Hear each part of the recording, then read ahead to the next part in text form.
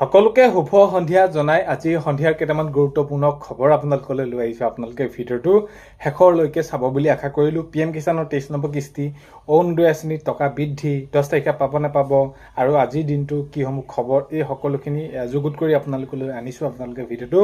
শেষৰলৈকে চাই আপোনালোকৰ মন্তব্য লিখিব কমেণ্টৰ জৰিয়তে, আৰু আপোনালোকে ভিডিঅ'টো ভাল পালে লাইক এটা কৰি দিব আৰু শ্বেয়াৰ কৰি দিব বুলি আশা কৰিলোঁ। আজি হৈছে 3 জুনৰ সন্ধিয়া খবৰকেইটা আপোনালোকে চাওক। প্ৰথমটো খবৰ হৈছে 3 জুলাইত ছবিগৃহলৈ আহিব ককা দেউতা নাতি আৰু হাতী 2। তো এতিয়া তেওঁলোকে টিমৰ ফালৰ পৰা তেওঁলোকে জনাইছে আৰু এতিয়া সেইখিনি সম্প্ৰচাৰ কৰি আছে, সেইখিনি তেওঁলোকে প্ৰচাৰ কৰিছে। তো এতিয়া 3 জুলাইত ছবিগৃহলৈ আহিব ককা দেউতা নাতি আৰু হাতী 2। দ্বিতীয় নেক্সটটো খবৰ যদি আমি চাওঁ 5 জুনত মন্ত্ৰীসভা সম্প্ৰসাৰণ। তো এতিয়া মাননীয় মুখ্যমন্ত্ৰী মহোদয়ে যিহেতু আপোনালোকে গমে পাইছে যে তেওঁ দিল্লীলৈ গ'ল, দিল্লীত সকলোখিনি আলোচনা কৰিলে এই বিষয়ৰ সন্দৰ্ভত যে আগন্তুক সময়ত কেনেদৰে কি মন্ত্ৰীসভা গঠন কৰিব পাৰি, আৰু এতিয়া ইয়াৰ সম্পূৰ্ণ প্ৰায় তালিকা সম্পূৰ্ণ হৈছে বুলি কৈছে। সকলোৱে সেইখিনি সেইফালৰ পৰা জানিব পৰা গৈছে। এতিয়া 5 জুনত মন্ত্ৰীসভা সম্প্ৰসাৰণ হ'ব। এতিয়া কোনে কেনেদৰে সেইখিনি লাভ কৰে সেইটো এটা আগন্তুক সময়ত উল্লেখনীয় বিষয় হ'ব। নেক্সটটো খবৰ যদি চাওঁ, দুগৰাকী অপহৃত শিশুক, দুগৰাকী যিহেতু অপহৰণ কৰি লৈ গৈছিল, শিশুক উদ্ধাৰ ছয়গাঁও আৰক্ষী। তো এতিয়া হয় উদ্ধাৰ কৰিছে ছয়গাঁও আৰক্ষীয়ে, আৰু এই যিটো অপহৰণ কাণ্ডত নিজ মাতৃয়ে বিক্ৰী কৰিছিল, প্ৰকৃততে বিক্ৰী কৰি পিনি তেওঁ এইটো এনেকুৱা ধৰণৰ এটা চক্ৰ চলাইছিল, আৰু এতিয়া তেওঁ অৱস্থা এতিয়া যি মাতৃগৰাকী পলাতক হৈ আছে। কিন্তু এই যি শিশু দুগৰাকীক উদ্ধাৰ কৰিলে, কিন্তু দুজনক তাৰ সমান্তৰালকৈ কি কৰিলে, গ্ৰেপ্তাৰ কৰা হৈছে। কাৰণ কেলৈ এইখিনি তথ্য সেই দুজনৰ পৰাই পোৱা গৈছে। তেতিয়া হয় দুগৰাকী অপহৃত শিশুক উদ্ধাৰ ছয়গাঁও আৰক্ষী। তো এতিয়া এই ঘটনাবোৰ এনেকুৱা ধৰণৰ বহুত বেছি হ'বলৈ ধৰিছে, আৰু এই ঘটনাৰ সৈতে জড়িত এতিয়া এইটো খবৰ যদি আমি চাওঁ তেনেহ'লে নিজ মাতৃয়ে জড়িত হৈ আছে। তো তাতকৈ আৰু দুখৰ বিষয় কি হ'ব পাৰে। তো এনেকৈ যিদৰে এই লোকসকল যিসকল এনেকুৱা ধৰণৰ কাৰ্যৰ সৈতে জড়িত হয়, তেওঁলোকক কঠোৰতকৈ কঠোৰতম শাস্তি দিব লাগে। নেক্সট খবৰ হৈছে গোলাঘাট জামুগুৰিত ভয়ংকৰ ঘটনা, একেটা পৰিয়ালৰ 4জনক আক্ৰমণ। তো এতিয়া এই যি ঘটনাবিলাক, এনেকুৱা ধৰণৰ ঘটনাবিলাক প্ৰায় সঘনাই হ'বলৈ ধৰিছে, আৰু আমি এইখিনি এতিয়া এইকেইদিন যদি চাওঁ তেনেহ'লে বহুত বেছি হৈছে। এতিয়া গোলাঘাটত দেখা গ'ল তেওঁলোকৰ নিজৰ তেওঁলোকৰ মাজত কি হ'ল, মতভেদ হ'ল বা তেওঁলোকৰ কথা নিমিলিল, কিবা আলোচনা কৰিবলৈ যাওঁতে এইখিনিক লৈ এতিয়া গোলাঘাটৰ যি জামুগুৰিত ভয়ংকৰ ঘটনা, এটা পৰিয়ালৰ 4জনক কি কৰা হৈছে, আক্ৰমণ কৰা হৈছে।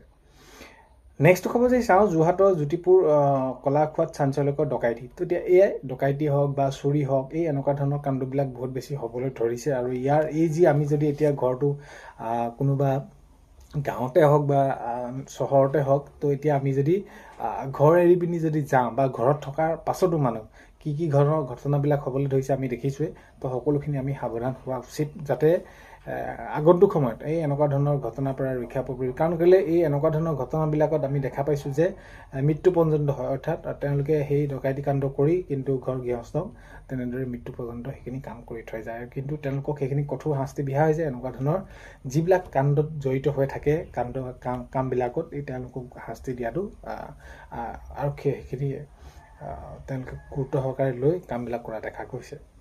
নেক্সটটো খবৰ যদি চাওঁ, 1 কোটি গছপুলি ৰোপণ কৰা হ'ব। 1 কোটি গছপুলি ৰোপণ কৰা হ'ব আৰু সংকল্প লৈছে এইখিনি মাননীয় মুখ্যমন্ত্ৰী মহোদয়ে। প্ৰায় যিসকল মহিলা, গোটৰ মহিলা 35 লাখ মহিলাক কি কৰা হ'ব, 5 জুনৰ তাৰিখে বিশ্ব পৰিৱেশ দিৱসৰ তাৰ দিনাখনি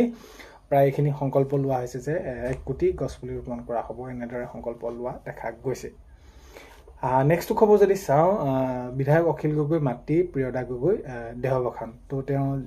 যিহেতু আপোনালোকে গমেই পায় স্বাস্থ্য বহুত বেছি বেয়া হৈ আছিলে, চিকিৎসাধীন হৈ আছিলে, আজি তেওঁ দেহাৱসান হয়। সমগ্ৰ পৰিয়াললৈ আমাৰ ফালৰ পৰা যাতে তেওঁলোকে যি শান্তি পায়, যাতে সেইখিনি আমি কামনা কৰিম। কাৰণ কেলৈ আজি সেইখিনি তেওঁ অখিল গগৈ ডাঙৰীয়াই মন্তব্য কৰি ক'লে, আৰু এতিয়া আমি দেখা পালোঁ যে হয় বিধায়ক অখিল গগৈৰ মাতৃ প্ৰিয়দা গগৈ দেহাৱসান হৈছে। নেক্সটটো খবৰ যদি চাওঁ, শিৱসাগৰত বাঘবোৰৰ মিয়াৰ আগ্ৰাসান। তো এতিয়া শিৱসাগৰত এনেকুৱা ধৰণৰ কাৰ্যসূচী হৈ গৈছেগৈ, এনেকুৱা ধৰণৰ কাম হৈছেগৈ যে তেওঁ শিৱসাগৰত কি কৰিছে মিয়াই মাটি কিনিছে মিয়া মাটি কিনাক লৈ খিলঞ্জীয়া মাটি কিনাক লৈ এতিয়া সমগ্ৰ দল সংগঠনে সমগ্ৰ সচেতন লোকসকলে এইখিনি এতিয়া কেনেদৰে কি হ'বলৈ পালে ইয়াৰ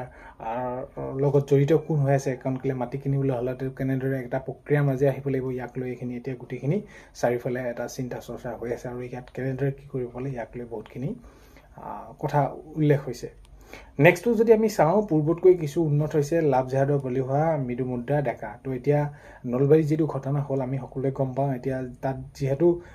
লাভ জেহাদৰ এই যি বলি হৈছিল মৃদু মুদ্ৰা ডেকা অলপমান আগতকৈ সুস্থ হৈ উঠা দেখা গৈছে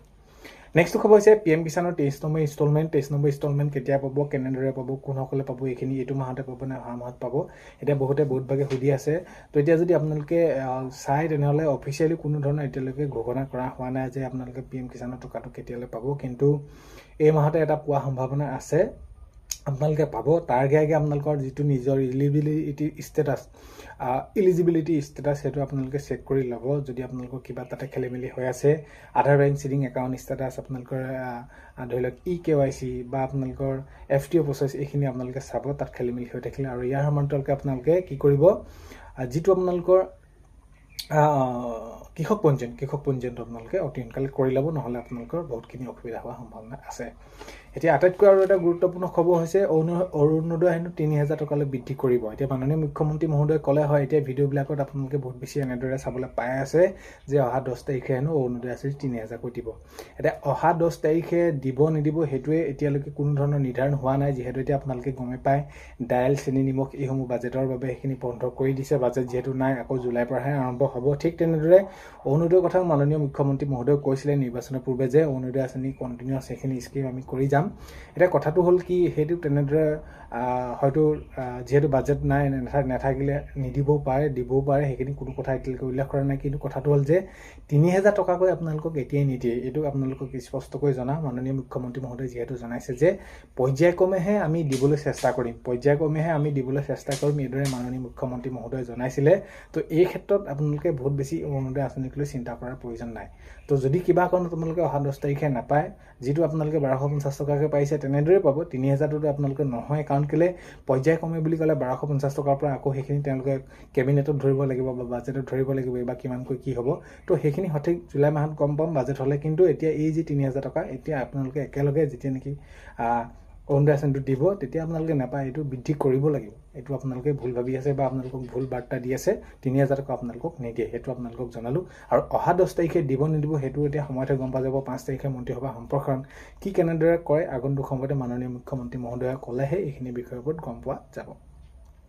নেক্সট খবৰ যদি চাওঁ 8 জুনৰ পৰা আৰম্ভ হ'ব জুবিন গাৰ্গৰ হত্যা গোচৰৰ বিচাৰ প্ৰক্ৰিয়া তো এতিয়া জুবিন গাৰ্গৰ মৃত্যু কেনেদৰে হ'ল কি হ'ল সেইখিনি আমি সকলোৱে জানিব বিচাৰিছোঁ মুঠৰ ওপৰত জুবিন দাই ন্যায় লাগে ন্যায় পাবই লাগিব তো ইমান সহজ হ'ল ইমান সকলোকে আঁকোৱালি লৈ ইমান সকলোকে সহায় কৰা মানুহজনক এনেদৰে যে যিটো ঘটনা হৈ গ'ল আমি সকলোৱে জানিব লাগিব এইখিনি ক্ষেত্ৰত হৈ আছে আৰু এতিয়া ফাষ্ট ট্ৰেক আদালতত সেইখিনি প্ৰক্ৰিয়াসমূহ চলি আছে বা কেনেকুৱা ধৰণৰ কি হৈছে আপোনালোকে গম পাইছে যে 8 জুনৰ পৰা আকৌ আৰম্ভ হ'ব এইখিনি জুবিন গাৰ্গৰ হত্যা গোচৰৰ বিচাৰ প্ৰক্ৰিয়া কোন সাক্ষী কি হয় এইখিনি ক্ষেত্ৰত নেক্সটটো খবৰ হৈছে চৰাইদেউ জিলাত জাপানীজ এনকেফেলাইটিছত মৃত্যু দুজনৰ ডিব্ৰুগড় চিকিৎসালয়ত চিকিৎসাধীন হৈ আছিল এতিয়া দুজনৰ মৃত্যু হ'ল আৰু তেওঁলোক দুজন চিকিৎসাধীন হৈ আছিল ডিব্ৰুগড় মেডিকেলত তো এতিয়া এই সময়ত আপোনালোকে সাৱধান হ'ব অলপমান খাদ্য ক্ষেত্ৰৰ পৰাই হওক বা এই মহ দাহ তো এইখিনি আপোনালোকে ঘৰ বাৰীসমূহ চফা কৰি ৰাখিব নহ'লে আপোনালোকৰ অলপমান অসুবিধা হোৱা দেখা যায় কাৰণ কেলৈ এতিয়া এই বতৰটো যেতিয়া আমাৰ সলনি হয় এই বেমাৰ ধৰণৰ খুব বেছি হোৱা দেখা যায় নেক্সটটো খবৰ যদি চাওঁ ডিগবৈ মানসিক ৰোগ বিশেষজ্ঞ ডক্টৰ সঞ্জীৱ দাসক আটক তো বুজন পৰিমাণৰ কি হৈছে নিচাযুক্ত ঔষধ আৰু নগদ ধন জব্দ কৰা দেখা গৈছে তো তেওঁক আটক কৰা হৈছে তো নেক্সটটো খবৰ হৈছে ট্ৰেক্টৰ লৈ মাটি চৌহাত ব্যস্ত মন্ত্ৰী অতুল বৰা ডাঙৰীয়া এতিয়া অতুল বৰা ডাঙৰীয়াক দেখা গ'ল যে ট্ৰেক্টৰ লৈ মাটি চৌহাত ব্যস্ত হৈ পৰিছে